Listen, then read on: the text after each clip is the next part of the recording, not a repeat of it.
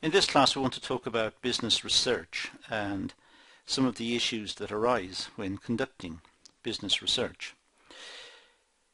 Many organisations rely on business research to gain a competitive advantage and greater market share. It's only through research that businesses can find out what the competitors are doing, the nature of the competition, the feelings of the customer towards the product, changes in the market, changes in tastes, customer expectations and requirements. So research is a very important activity in business. Business research is the pursuit of fact with the help of study, observation, comparison and experiment. So business research may be conducted on many fronts. It may be the use of questionnaires and interviews and focus groups, or random sampling within the population. It may be calling customers who have previously purchased from the business. There are a variety of techniques that may be used, but the idea is to gain an insight into the market, to gain an insight into the customer's mind, to find out what the competitors are doing, and to find out the major issues confronting the business in that market. The search for knowledge through objective and systematic method of finding solution to a problem. That's held to be the approach of business research. It is trying to be objective. It's trying to be systematic in the way it goes about collecting information.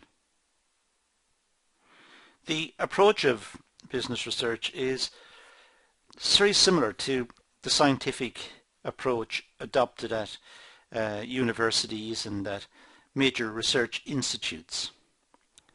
The idea is to be objective, to set out a hypothesis, a testable statement, collect some data, analyse the data and do it objectively, and then honestly accept or reject the hypothesis. Now that is the approach that's held to be the best approach. That's the approach that is the benchmark by which all research is compared.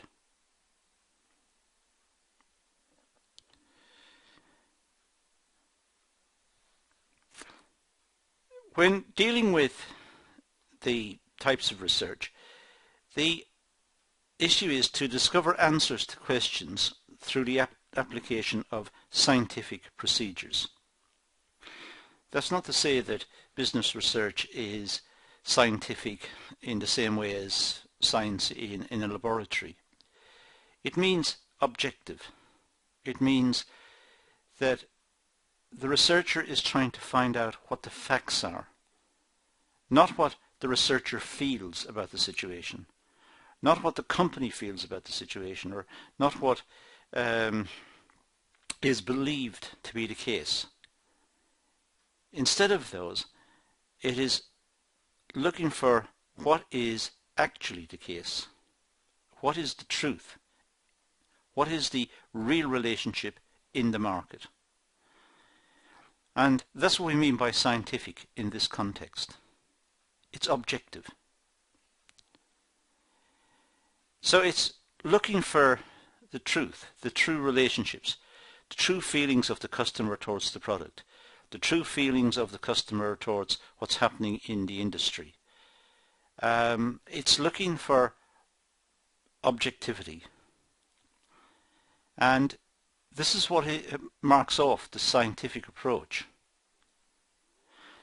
It would be easy for a business to assume what the customer wants, or to assume what's happening in the market.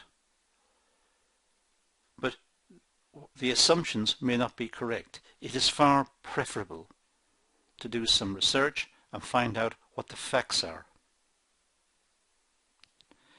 So it's an attempt to gain familiarity with the phenomenon, to try and find out what the real situation is, and to portray accurately the characteristics of a particular individual, situation or a group.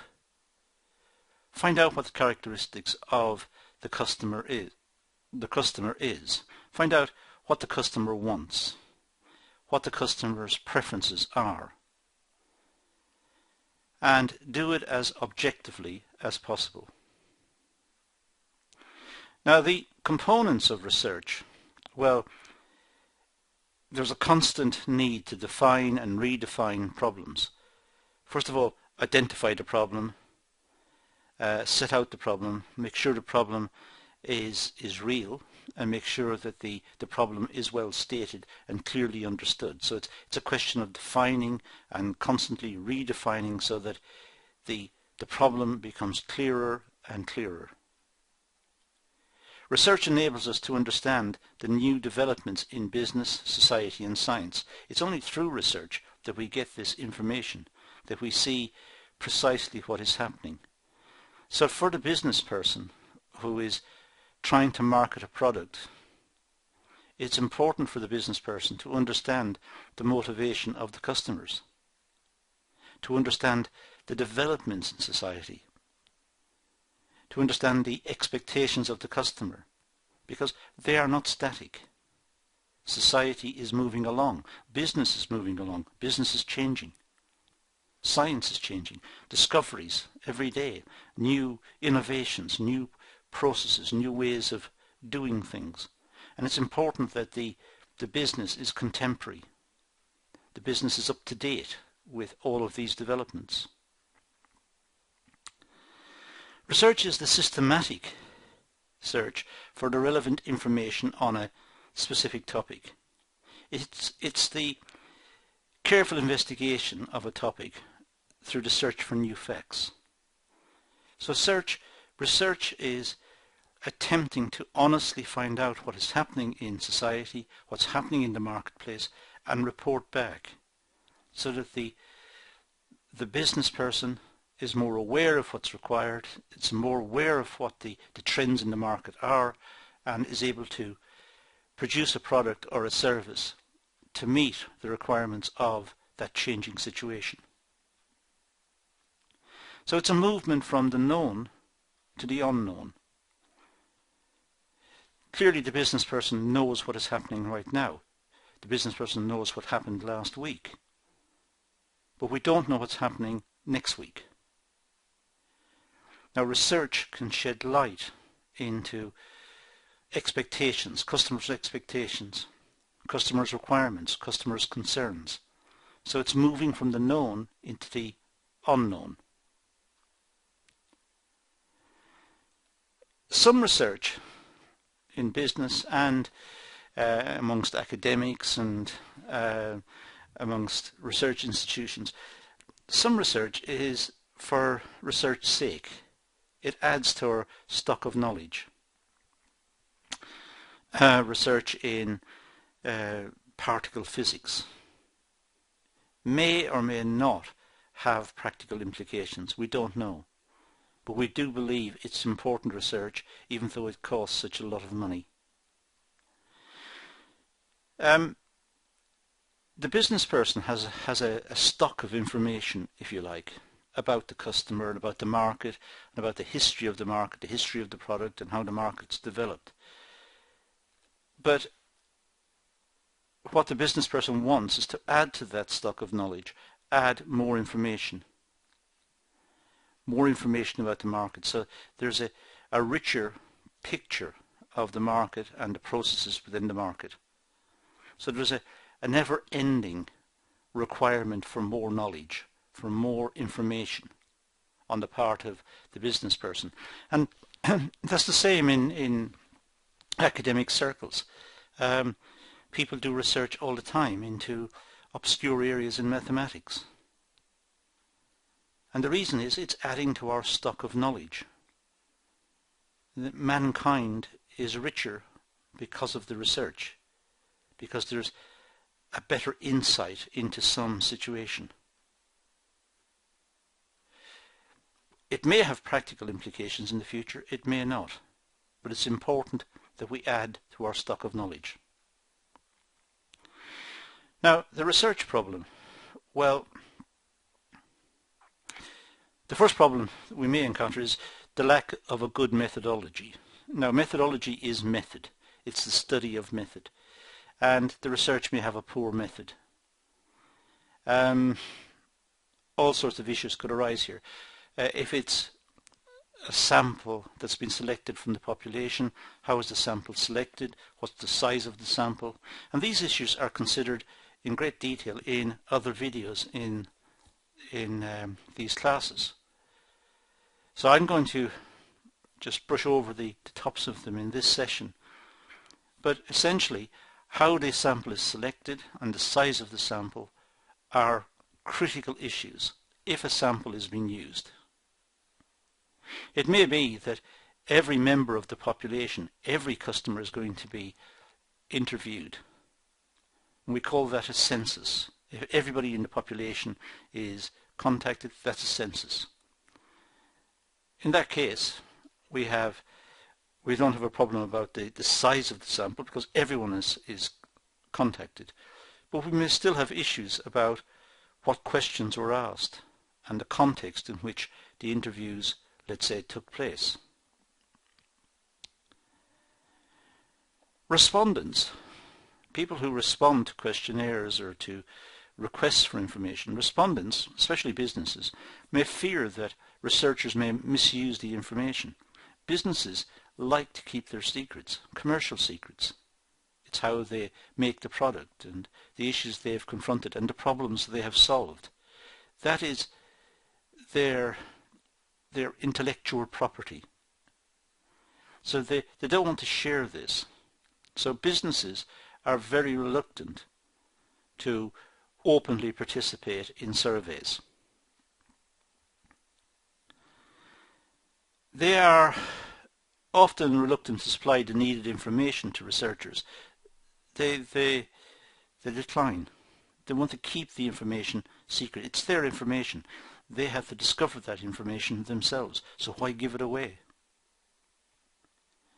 And they must have confidence in the researcher. The respondents must trust the person conducting the research.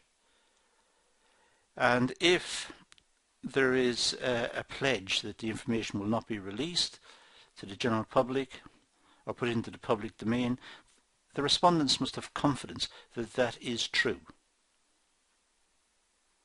So a big research problem is getting respondents to participate. Research studies may overlap, and this results in duplication and frustration on the part of the respondents. If questions are being posed, if the same question is being posed just in different ways, the respondent will get fed up answering, will become annoyed at participating, because it seems like a waste of time. It seems like the activity was not well thought out. So the respondents will be reluctant to participate.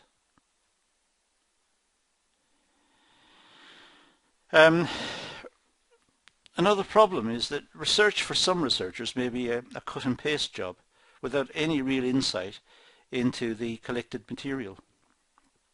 Some researchers may just simply pick up the information as quickly and as conveniently as possible, cut it and paste it, in other words, write it up as it is, and get in and get out as quickly as possible. There's no real insight into the processes or the underlying patterns. It's an exercise of getting the research done.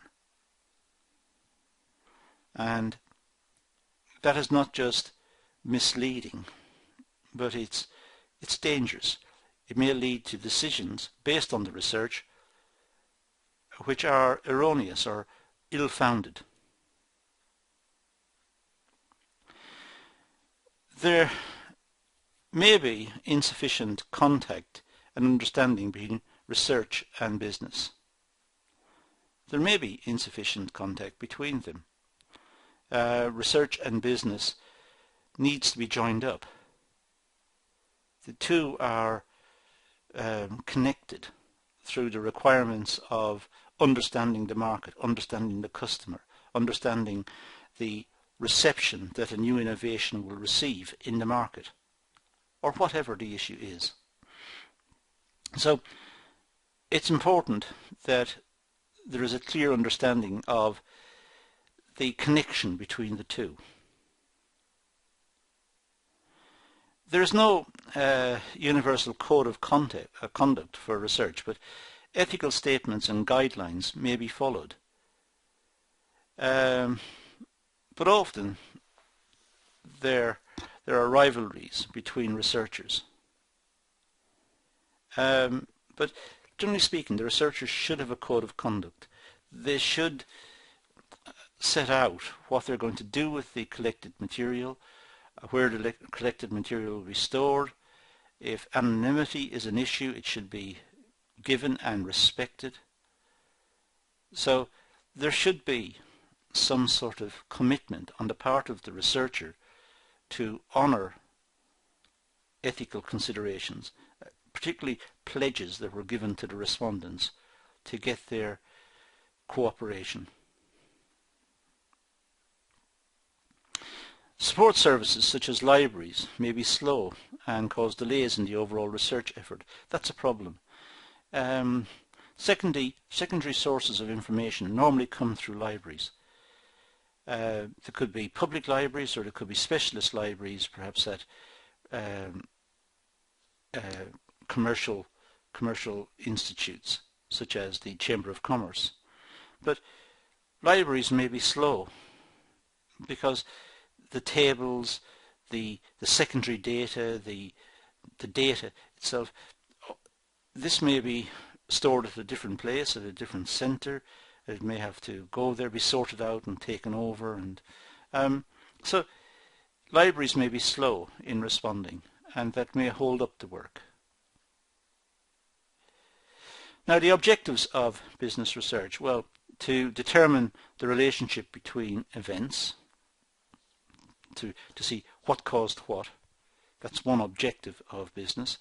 If the company cuts the price of the product, will more of the product be sold? So what is the precise relationship between the price of the product and the amount of sales? Try to determine the relationship. To test hypotheses of a causal relationship between variables. Did the reduction in the price lead to more sales? Was that the reason why there was more sales? Or did something else happen? Did incomes in the area rise? Or was there a government health announcement to say that this product is highly desirable and will lead to longevity, and therefore lots of people wanted to buy it? I mean, what is the causal relation? What causes what in the market? Try to determine causal relationships, something causing something else. And if these connections are worked out, then these are very strong indicators for the business on how to market their product, how to design their product, and how to position their product in the market. It's important for the business also to understand general trends, fashion changes and requirements of customers, and these are changing at almost an accelerating rate because of the impact of technology and because of communications revolutions. The advent of social media, the advent of communications between customers which may link to the product, and it may lead to a different sort of word of mouth, this time through social media, where the product is being recommended online between customers directly. And it's important that the business can tap into this and to monitor what's happening in that area. The business wants to know what are the optimal conditions in some aspect of the business. They want to know what's meant by optimality. They want to know if they change their production techniques, will it be more efficient? Will it lead to better supply in the market. If it changes its logistical plan for warehousing and delivery and dispatch and so on, if it does, will that be better or worse?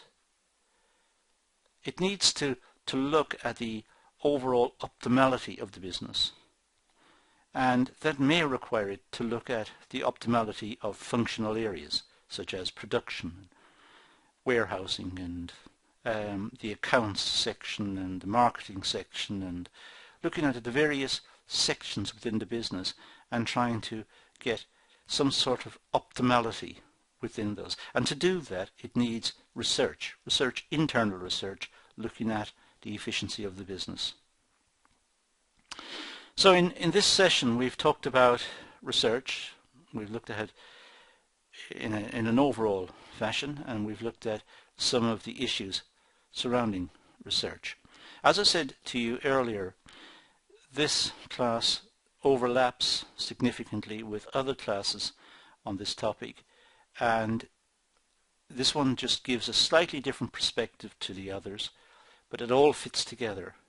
And it's important for you to look at other classes which also look at the objectives of business research and look at the issues in business research that are presented within the module.